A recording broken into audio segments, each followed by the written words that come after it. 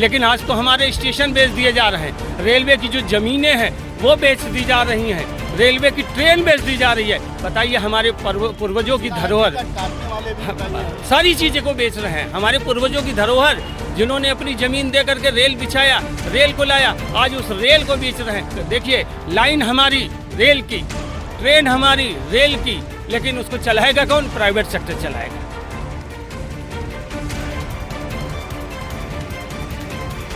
देखिए, बहुत साफ बात है, कभी घाटे में नहीं है। अभी कोविड के संकट के दौर में मैंने रेल के इतिहास में इतनी ज़्यादा मुनाफा हुआ नहीं। मैंने 1,06 टन ढोया गया, और सब कुछ जब बंद था, आप सोचिए, तो खाद्य सामग्री किसने पहुंचाया, ऑक्सीजन किसने पहुंचाया, एक जगह से दूसरी जगह दवाएं किसने पहुंचाई। 2300 रेल कर्मचारियों ने शहादत दिया इस दौर में। और आज भी जो आंकड़े अभी आए हैं, भाई आप सीनियर सिटीजन की सुविधा देते तो केवल 1500 करोड़ रुपया का आपका होता, लेकिन लाखों करोड़ रुपया आपने कमाया इस दौर में। अभी कमाया जब कोविड सब घाटे में जा रहे थे, तब रेल मुनाफे में गई।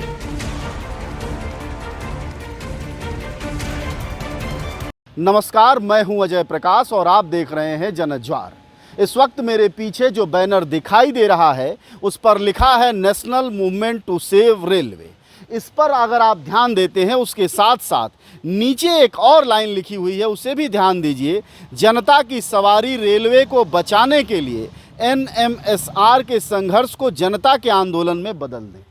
मतलब यह है कि अगर रेलवे को बचाना है तो अकेले रेलवे कर्मचारियों के बस का नहीं है, बल्कि उसे जन आंदोलन में बदल देना है। हमारे साथ यह 3 लोग दिखाई दे रहे हैं, जिसमें से अलग अलग रेलवे के आंदोलनों से जुड़े हुए लोग हैं। सबसे पहले मैं बातचीत की शुरुआत आपसे करता हूं, और वो ये कि आप रेलवे में कर्मचारी हैं। कहा यह जा रहा है देश में कि प्रधानमंत्री मोदी की सरकार लगातार रेलवे का निजीकरण कर रही है, बेच रही है, यहाँ तक कि बर्बाद कर रही है। आप क्या कहते हैं?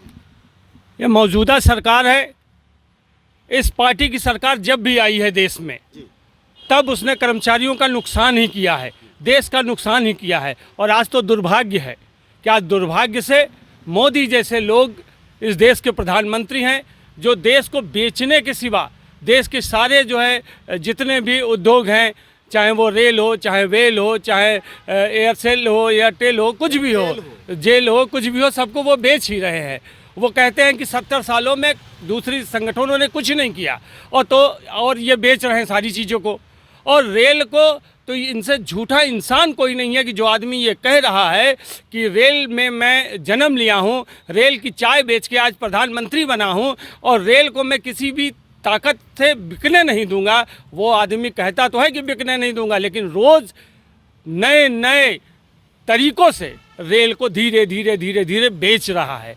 आज स्थिति ये आ गई है कि आज रेल के साथ जनता की सवारी जो रेल है, उसको बचाने के लिए national movement to save railway जैसे हम लोगों को अभियान चलाना पड़ रहा है। हम इस अभियान में छात्र को, किसान को, मजदूर को और जनता, जो आम जनता है, इनको साथ जोड़ करके रेल बचाने के लिए इस मूवमेंट के तहत प्रयास किया जा रहा है। क्योंकि अगर हम नहीं जागेंगे, रेल कर्मचारी चूँकि सरकारी कर्मचारी है, तो उसके ऊपर तो तरह तरह के अंकुश लगाते रहते हैं। और दुर्भाग्य यह है कि जो मौजूदा समय में मान्यता प्राप्त संगठन है, वो किसी भी स्तर पे सरकार से लड़ते हुए दिखाई नहीं पड़ रहे हैं। वो सरकार की हाँ में हाँ मिला रहे हैं। इसलिए इंडियन रेलवे एम्प्लॉइज़ फेडरेशन ने एक अगुवाई किया, और उसकी अगुवाई में national movement to save railway बना, जिसमें किसान, मजदूर और आम जनता और सारे तरह के लोग, सारे विभाग के लोग, प्रदेश के, देश के लोगों को जोड़ करके हम लोगों ने एक मूवमेंट चलाई है।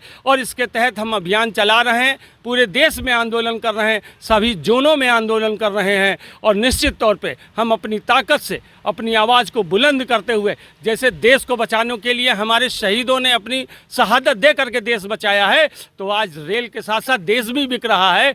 तो रेल देश की रीढ़ की हड्डी है, तो इसको बचाने के लिए चाहे हमें नौकरी गंवानी पड़े, चाहे जेल जाना पड़े, लेकिन हम किसी भी कीमत पे रेल को नहीं बिकने देंगे। अच्छा, एक बात बताइए कि ठोस तौर पर 8 सालों से प्रधानमंत्री मोदी ने, देश तो पहले से रेल बिक रहा था, 8 सालों में प्रधानमंत्री ने क्या क्या बेच दिया है? 8 सालों में प्रधानमंत्री ने, पहले तो यह था कि अप्रत्यक्ष रूप से रेल बिक रहा था, उसमें जो है सफाई का काम, कोचिंग का काम ये पीपीपी के तहत टैग बिछाने का काम ये जो है प्राइवेट सेक्टर को दिया रहता था। लेकिन आज तो हमारे स्टेशन बेच दिए जा रहे हैं, रेलवे की जो ज़मीनें हैं वो बेच दी जा रही हैं, रेलवे की ट्रेन बेच दी जा रही है। बताइए, हमारे पूर्वजों की धरोहर, काटने वाले भी प्राइवेट सारी चीज़ें को बेच रहे हैं। हमारे पूर्वजों की धरोहर, जिन्होंने अपनी ज़मीन दे करके रेल बिछाया, रेल को लाया, आज उस रेल को बेच रहे हैं। देखिए, लाइन हमारी रेल की, ट्रेन हमारी रेल की, लेकिन उसको चलाएगा कौन? प्राइवेट सेक्टर चलाएगा, उनके लोग चलाएंगे। ये हो सकता है विकास हो।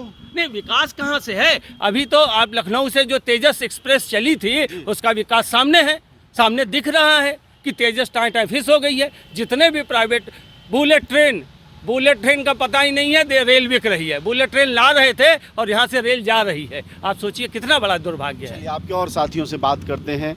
आप ये बताइएगा कि सेव टू रेल जो आप लोगों का आंदोलन है, रेल बचाओ देश बचाओ, रेल बचाने से देश कैसे बचेगा? देखिए, बहुत साफ है, बहुत सारी बातें हमारे साथी ने कहा है। देखिए, national movement to save railway concept हम लोग कैसे आया। 18 जून 2019 को चेयरमैन विनोद कुमार यादव ने एक पत्र जारी किया 100 डे एक्शन प्लान का, जिसमें हमारे देश की उत्पादन इकाइयों का और रेल के तमाम ट्रेनों का निगमीकरण मैंने प्राइवेट करना था और उत्पादन इकाइयों को निगमीकरण करना था। हम लोगों ने, जहाँ से प्रधानमंत्री हमारे मेंबर ऑफ पार्लियामेंट हैं, वहाँ 24 जून को हम लोगों ने एक आंदोलन शुरू किया। उस आंदोलन को हम लोग कपूरथला, पटियाला, चित्तरंजन और पूरे देश के हर जगह ले गए उसको, रायबरेली। उसमें आंदोलन में हम लोग लगा कि जो हमारे कर्मचारियों ने एक अनुभव किया, हम लोगों ने कहा संघर्ष आपके द्वार। हमारे रेल कर्मचारी अपने नौकरियों से जब छुट्टी पाते थे तो वो जाते थे स्कूलों चौराहों पर जाते थे और कहते साहब रेल बिक रही है। छात्रों ने सवाल किया कि रेल बिक रही, तो हमारा उससे क्या मतलब है? तो रेल के कर्मचारियों साथियों ने कहा कि रेल में हम नौकरी करते हैं, हमारा सीधे सीधे मामला है, मगर आप तैयारी करते हो, विद्यार्थी हो, कल को आप भी रेल में नौकरी चाहोगे। अगर रेल सरकार सार्वजनिक क्षेत्र में रहेगी तब तो आपको नौकरी मिलेगी, जब नहीं रहेगी तो कहाँ से नौकरी मिलेगी? दूसरी, आपको जो पिताजी हैं जिनकी उम्र 60 साल हो गई है, रेल का अगर वो टिकट खरीदे हैं 100 रुपये का टिकट, उनको 60 रुपये मिलता रहा है अब तक। आपकी माता जी हैं, 58 साल उम्र हो गई है, तो उनका टिकट 100 रुपये का 50 रुपये मिलता रहा है। आपके विकलांग भाई हैं और तमाम आपकी जो हमारे शहीद होते हैं उनकी विधवाएँ हैं, तमाम पत्रकार हैं, किसान हैं, नौजवान हैं, छात्रों की भी कोई टीम जाती है, उनको सुविधाएं मिलती है। इसलिए रेल से आपका भी जुड़ाव है और रेल जनता की सवारी है। ये बात छात्रों को, नौजवानों को, किसानों को, गरीबों को समझ में आई, वो हमारे साथ एकजुटता जाहिर किए। उस मूवमेंट को हम लोग ले गए दिल्ली 8 दिसंबर 2019 को मावलंकर हाल में, और वो 100 डे एक्शन प्लान फेल हुआ। उससे हम लोग लगा कि उत्पादन इकाई का मूवमेंट तो हम लोग बचा ले गए, उत्पादन इकाइयों को निगमीकरण करने से बचा ले गए, लेकिन रेल का जो ओपन लाइन है, देश का इतना बड़ा सेक्टर है, वो बिक रहा है। तो ऐसा हम लोग करते हैं कि फिर से इन सब लोगों को शामिल करते हैं। इसलिए हम लोगों ने national movement to save railway का गठन किया और उसमें हम लोगों ने यही कोशिश हम लोग कर रहे हैं कि जो सीनियर सिटीजन हैं जिनको सुविधाएं मिलती हैं, जो विकलांग हैं जिनको सुविधाएं अब तक मिलती रही हैं, जो विद्यार्थी हैं जिनको नौकरी सफलता कितनी पा रहे हैं आप? सफलता ये बिल्कुल है, ये सही बात है कि अभी जो है ये आप सही है कि 3 दिसंबर को 2023 मार्च को पता है कि जब कोविड आया, कोविड के नाम पे रेल की तमाम सुविधाओं को बंद कर दिया गया। उसके बाद जब सब कोविड में थोड़ा रिलीज होने लगा, लॉकडाउन खत्म हुआ कि रिलीज होने लगा, तो 3 दिसंबर को पूछा गया पार्लियामेंट में, तो रेल मंत्री ने कहा 8 दिसंबर को कि हम साहब इस पर विचार कर रहे हैं, शायद कुछ पे करेंगे। लेकिन अभी 20 जुलाई को स्पष्ट कह दिया कि हम कुछ नहीं कर सकते हैं, क्योंकि जो हम सुविधाएं देते हैं इससे रेल को घाटा होता है। टोटल झूठ बोल रहे हैं, रेल कभी घाटे में रही ही नहीं। साफ सी बात है। आप कई बार घाटे वाले सवाल पर मैं ज़रूर पूछना चाहूँगा, क्योंकि बार बार सरकारें कहती हैं कि ये कर्मचारी इस तरह का मूड बनाते हैं देश में कि लोगों को लगता है सरकारी कर्मचारी निकम्मे हैं, वो रेलवे हो, चाहे बैंक हो, चाहे BSNL हो, कोई भी हो। तो क्या घाटे में नहीं है रेलवे? कैसे? देखिए, बहुत साफ बात है, कभी घाटे में नहीं है। अभी कोविड के संकट के दौर में मैंने रेल के इतिहास में इतनी ज़्यादा मुनाफा हुआ नहीं। मैंने 1,10.6 टन ढोया गया और सब कुछ जब बंद था, आप सोचिए, तो खाद्य सामग्री किसने पहुंचाया, ऑक्सीजन किसने पहुंचाया, एक जगह से दूसरी जगह दवाएं किसने पहुंचाई? 2300 रेल कर्मचारियों ने शहादत दिया इस दौर में। और आज भी जो आंकड़े अभी आए हैं, भाई आप सीनियर सिटीजन को सुविधा देते तो केवल 1500 करोड़ रुपया का आपका होता, लेकिन लाखों करोड़ रुपया आपने कमाया इस दौर में। अभी कमाया जब कोविड सब घाटे में जा रहे थे, तब रेल मुनाफे में गई। तो आप बताइए ना, जब सब कुछ चलता है तब रेल का घाटे में कहाँ रहेगी? कभी भी नहीं घाटे में रही है। वो हमें बार बार कहते हैं, एक ट्रक और कार का उदाहरण हम देते हैं कि भाई आप कौन है, जनता कौन चलती है यात्रा से?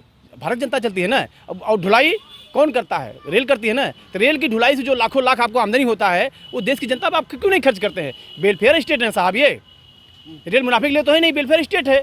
और दुनिया में कहीं भी रेल का निजीकरण किया गया, सफल नहीं हुआ है, कहीं भी नहीं सफल हुआ है। अब तो मैं बताऊं आपके, दुनिया के कुछ मुल्कों में रेल की यात्राएं फ्री करने की बात हो रही है।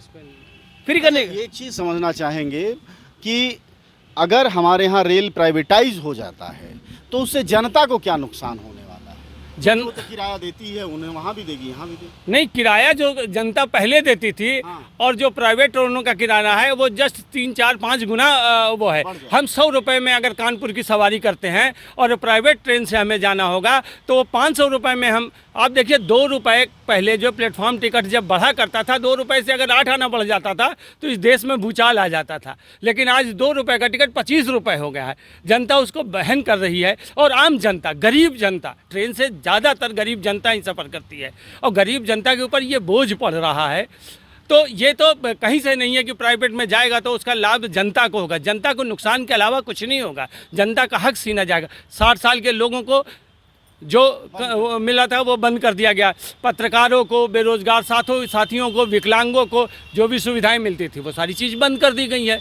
और साहब ये कहते हैं कि सरकारी कर्मचारी निकम्मा है। सरकारी कर्मचारी निकम्मा होता ना तो कोविड से लड़ने के लिए इनके पास प्राइवेट एक भी अस्पताल नहीं थे। सरकारी कर्मचारियों और सरकारी अस्पतालों ने, चाहे वो रेलवे के हों चाहे दूसरे विभागों के हों, उन्होंने ही जो कोविड में लोगों की सेवा की है। सफाई कर्मचारियों ने, पुलिस के साथियों ने, हमारे ट्रेन ड्राइवरों ने, हमारे ट्रेन के सारे कर्मचारियों ने ही कोविड में अपनी जान की बाजी लगा करके कोविड में लोगों की मदद की है। प्राइवेट के लोग तो अपना अपना शटर गिरा करके छुप चुके थे। आप भी रेलवे के कर्मचारी हैं, सुनने में ये आता है कि रेल बड़ी सुविधाएं देता है अपने कर्मचारियों को। पिछले 8 सालों में जब प्रधानमंत्री मोदी की सरकार है बहुमत की, तो आप लोगों की सुविधाएं बढ़ाई गई हैं या घटाई गई? जब से प्रधानमंत्री मोदी जी की सरकार आई है तब से रेल कर्मचारी की सुविधाएं सिर्फ घटाई गई हैं, बढ़ाई नहीं गई हैं। कितने अलाउंसेस हमारे ऐसे हैं जो हमको मिलते थे, चाहे वो 50 पैसे से लेकर 5 रुपये तक हो, 10 रुपये तक हो, उसको साइलेंट पे में काट दिया गया। नेताओं को सुना जिन्होंने कहा कि वह न रेल बेचने देंगे न देश बिकने देंगे, पर प्रधानमंत्री भी यही नारा देकर इस देश में बैठे हुए हैं। इन आंदोलनकारी नेताओं का कहना है, जो कि national movement to save railway का आंदोलन चला रहे हैं, कि वह जन जन का आंदोलन बनाएंगे और रेल की मिल रही सुविधाओं से जनता का जो रिश्ता है और कर्मचारियों का जो रिश्ता है वही देश बचाने का भी रिश्ता है। सवाल ये है कि यह आंदोलन कितना व्यापक और बड़ा होता है, उसी पर निर्भर है। हालांकि निराशा ये है कि दिन पर दिन सरकारी कर्मचारी हो या सरकारी एजेंसियां हों या सरकारी संस्थान हों, वह लगातार एक के बाद एक निजीकृत होते जा रहे हैं या किए जा रहे हैं। ऐसे में यह लड़ाई महत्वपूर्ण बनती जा रही है, क्योंकि देश पर महंगाई का जाहिर तौर पर और बड़ी मार पड़ेगी अगर रेलवे निजीकृत हो जाता है। अधिकार पर तो पड़ेगी।